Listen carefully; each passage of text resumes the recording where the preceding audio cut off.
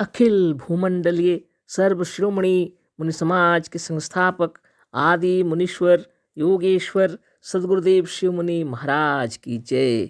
उपस्थित मुनि वृंद, साधु सज्जन वृंद, संत वृंद, साधक वृंद, आध्यात्म ज्ञान के जिज्ञासु और प्रेमियों, सभी श्रोता वृंद, आप सबको मेरा कोटिशः नमन, सप्रेम जय जीव। तो आध्यात्मिक चर्चा चल रही है और हम लोग सदगुरुदेव शिव मुनि महाराज रचित ग्रंथ सत्य सुंदर और स्वतंत्र विचार पर चर्चा कर रहे हैं। अध्याय 6 पर चर्चा हो रही है। क्या ईश्वर के मानने वाले अधिक हैं? सदगुरुदेव ही को शीर्षक दिए हैं। तो कल जो पढ़े थे उसको 2 लाइन पढ़ के हम लोग आगे पढ़ेंगे। तो इस पर तो चर्चा की बात नहीं हुई क्योंकि ये विचित्र बातें हैं। फिर भी थोड़ा सा पढ़ना है, 2 लाइन और आगे पढ़ना है। झूठ पर झूठ, धोखा पर धोखा और घात प्रतिघात का बाजार गर्म है। प्रत्येक मनुष्य सत्य, ईश्वर, धर्म और सभ्यता की आड़ में छिपकर एक दूसरे को धोखा देना चाहता है। इतना झूठ, इतना धोखा, इतना घात प्रतिघात का बाजार गर्म है, लिखे हैं गुरुदेव।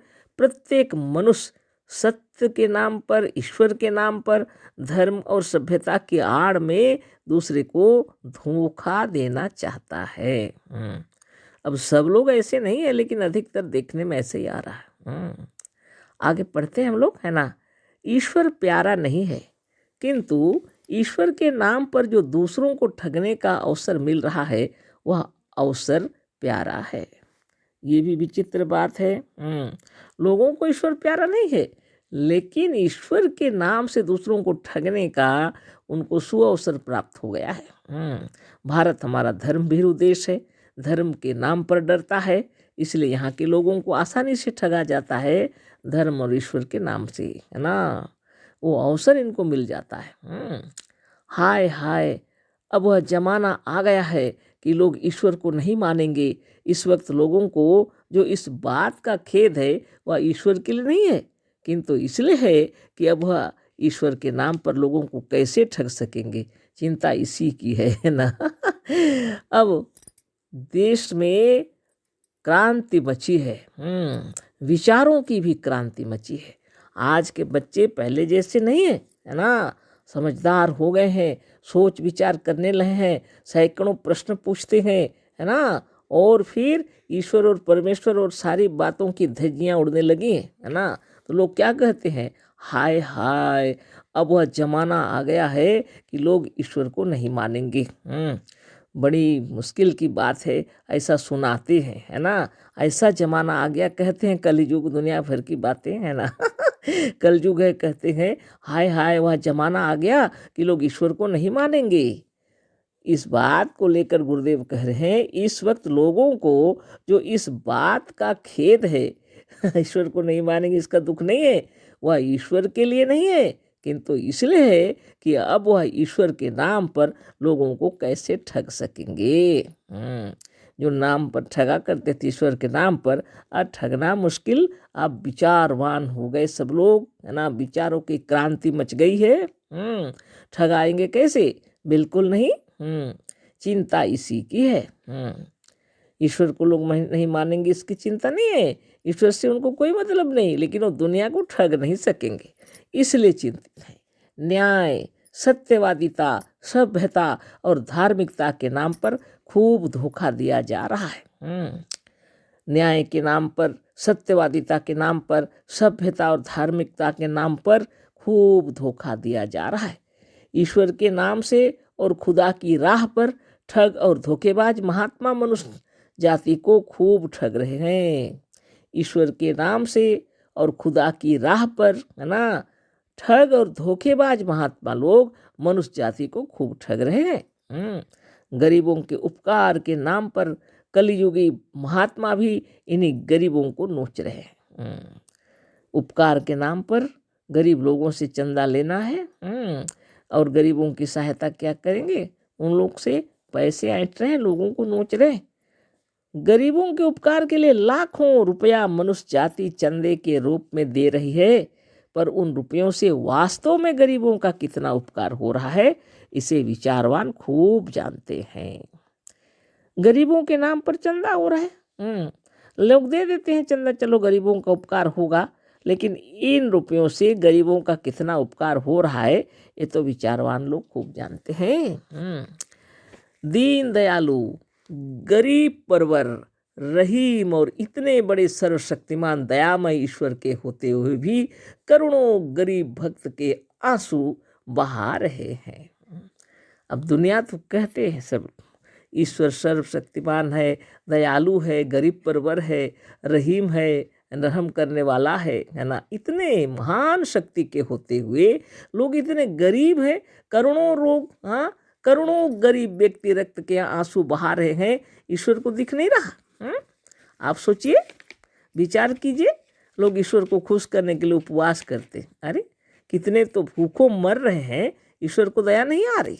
और खाना पीना जिसके घर में खूब है वो उपवास करते, गरीबों को तो ऐसी खाना नहीं मिल रही। हाँ, अभी कुछ समय अनुसार भारत में कुछ नियम ऐसे बनाए हैं सरकार ने, जिसकी वजह से लोग भूखा नहीं सो रहे हैं। महिमा अपार है ना। अभी जो चल रहा है, प्रधानमंत्री जो नियम बना दिए, गरीब लोग भूखा नहीं सो रहे हैं। लेकिन एक ज़माना ऐसा था, लोग भूखे सो जाते थे, 1 रोज 2 रोज, है ना। गरीबी इतनी थी। अभी ऐसी कोई गरीबी नहीं है, जगह जगह खाना भी बनते हैं, कम दाम में लोगों को खिलाए जा रहे हैं, है ना। अभी बहुत तरीका ठीक हो गया है। लेकिन आप विचार कीजिए, एक ज़माना तकलीफ़ का था।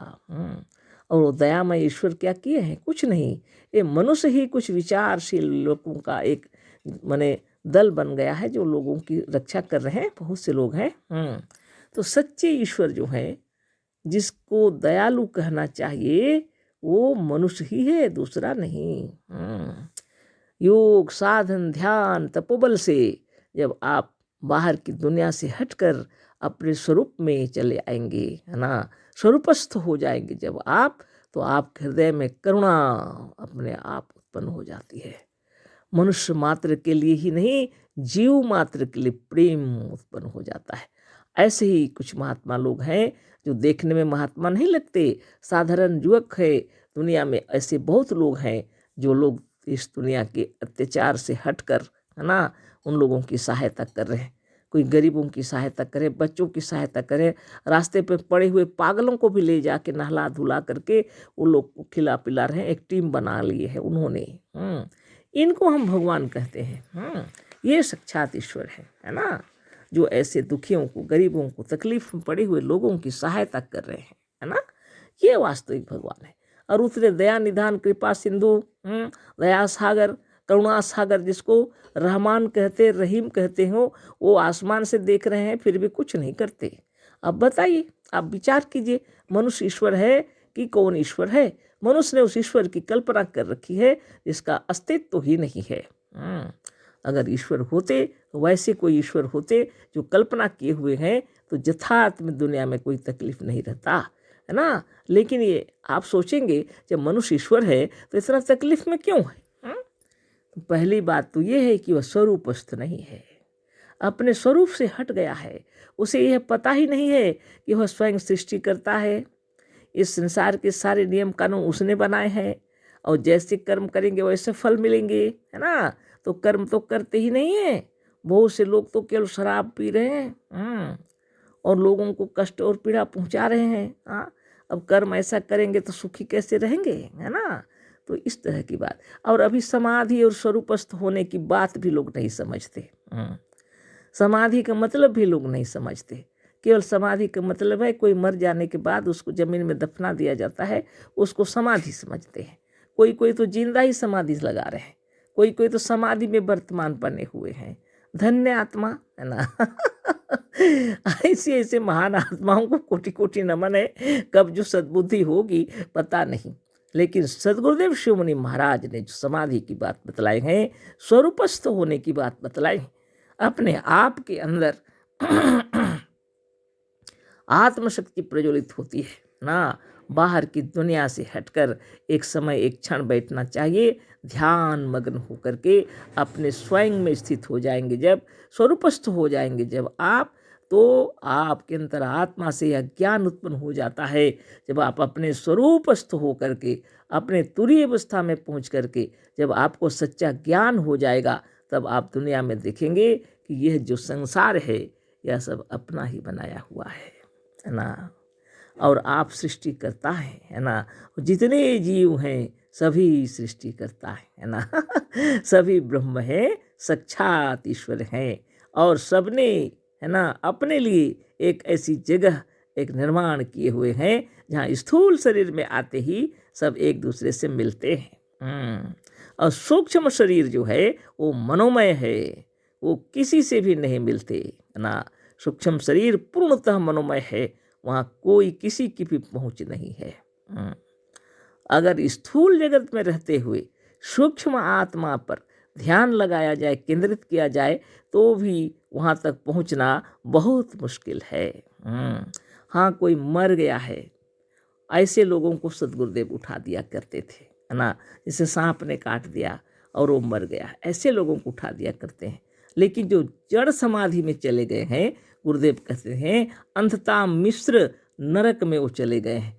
कितने कल्प बीत जाने पर जब उनका होश आएगा तब वो शरीर में उत्पन्न हो, शरीरधारी होंगे है ना।